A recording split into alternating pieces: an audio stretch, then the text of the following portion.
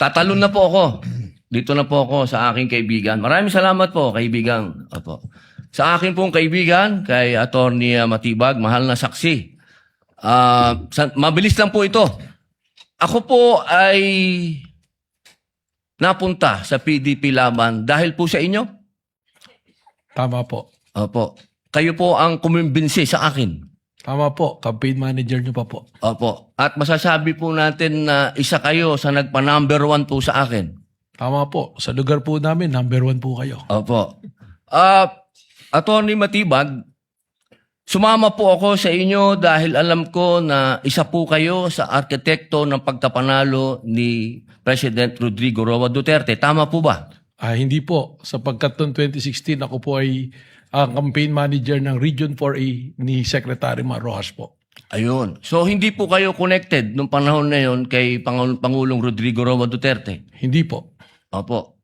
Kung kayo po ay nagtatrabaho sa mga iba't ibang politiko, kayo po ba ay matatawag na political analyst o political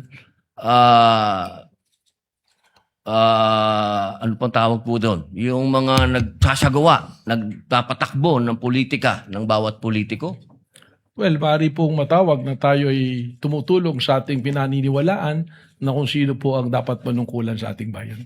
Opo. Ibig po sabihin, pwede po kayong gumawa ng isang kandidato at manalo.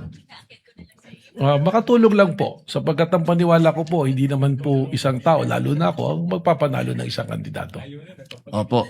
So ngayon po, masasabi po natin na pwede po kayong magtrabaho bilang isang political operator? Ano po bang konteksto ng political operator? Ang ibig ko po sabihin, ako po ay nasasama sa isang political party noon. So tumutulong po tayong maipanalo ang isang kandidato ng political party. Opo. Maipanalo lang po? O ano po ba ang trabaho ng political operator sa Pilipinas? Pwedeng gumawa? Pwede din sumira? Well, ang political operator to be successful, kailangan po yung kanyang sasamahan ay magtagumpay ang kanya pong laban at advokasya. Okay. Yun lang po. Maraming salamat po, kaibigang.